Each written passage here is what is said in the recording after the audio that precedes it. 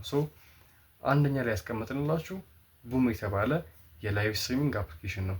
ያ ማለት ትገባላችሁ፣ ላይቭ ትገባላችሁ፣ ከዛ ገንዘብ ታገኛላችሁ። ይሄ ነው ፕሮሰሱ። ግን ለየት የሚልበትን መንገድ በቀጣይ ቪዲዮ አሳያችኋለሁ።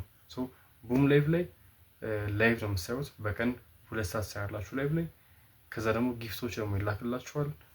ከዛ ደግሞ ሌሎች የተለያዩ ገንዘብ መስሪያ መንገዶች አሉ። እሱን ሰፋ ባለ ቪዲዮ በቀጣይ ማመጣላችኋል ማለት ነው። ሁለተኛ ላይ ደግሞ ማስቀመጥላችሁ ቲክቶክ ነው። ይሄን ሁላችሁም ታውቁታላችሁ። ግን እናውቀዋለን ከምትሉ በቅድሚያ ምን የተለየ እድል አለ የሚለውን በሰሙ ቆንጆ ነው። ሶ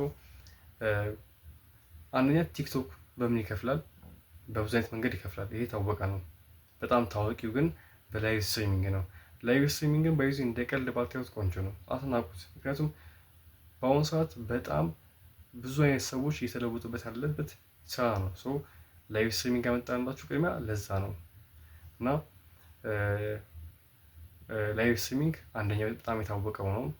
ትገባላችሁ ላይቭ፣ ከዛ በኋላ ጊፍቶች ይላክላችኋል፣ ከሰዎች ጋር ትግባባላችሁ ምናምን ነው።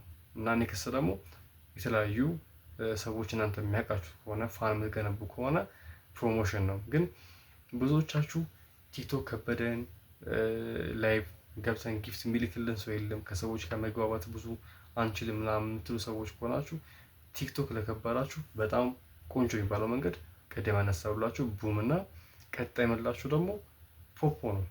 ፖፖ ላይቭ በጣም ብዙ ሰዎች እየተለወጡበት ያለው የስራ አይነት ነው። ሶ እዚህ ላይ ሰፋ ያለ ቪዲዮ ማዘጋጅላችሁ ይሆናል። ለአሁኑ ግን ፖፖ ላይ መስራት ከምትችሉባቸው መንገዶች ውስጥ ሁለቱ ጥቀስላችሁ። አንደኛ ሁለቱ ጋር እንዳሉት ላይቭ አሉ። ይሄም ላይቭ ትገባላችሁ። በቀን አትሊስት 2 ሰዓት ትገባላችሁ። በጣም ትንሽ ሰዓት ነው። ከዛ በኋላ የምትቀበሉት ፖይንት አለ 2 ሰዓት ስለገባችሁ ብቻ። አብሶ አንድ ሳምንቱን በስነ ስርዓት መጠቀም የምትችሉ ከሆነ ፈርስት ገንዘባችሁን በአንድ ሳምንት ውስጥ ታወጣላችሁ ማለት ነው። ኔክስት ደግሞ ሰዎችን በመጋበዝ ነው። ሰዎችን ወደዛ አፕሊኬሽን በምትጋብዙ ጊዜ ከዛም ገንዘብ መስራት ትችላላችሁ ማለት ነው። እና ደግሞ አንድ ማወቅ ያለባችሁ ነገር ምንድን ነው? ካመጣንላችሁ የላይቭ ስትሪሚንግ አፖች ውስጥ ሁለቱ ላይ ነው በይበልጥ ፎከስ ስለሆነ የምንሰራው፣ ፖፖ እና ቡም ላይ። ምክንያቱም የተሻሉ የሚሆንበት ብዙ አይነት ሪዝኖች አሉ ላስቀምጥላችሁ የሚችላቸው ማለት ነው። በጣም ብዙ አይነት ገንዘብ መስሪያ መንገዶችን ስለያዙ ነው።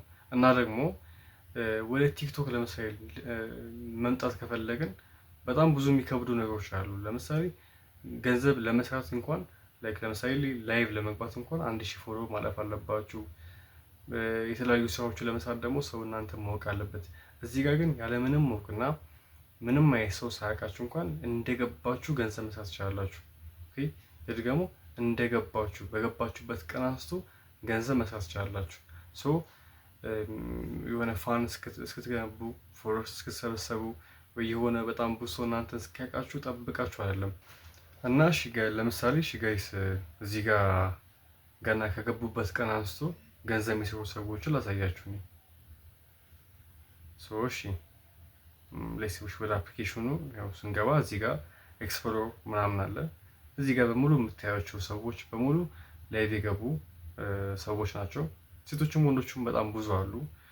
እና እያንዳንዱ እዚህ ጋር የምታያቸው እንዳለ ኢትዮጵያውያኖች ከገቡበት ቀን አንስቶ ገንዘብ መስራት ጀምረዋል። በቃ የገቡበት ቀን ነው በቃ ገንዘብ እያገኙ ያሉት።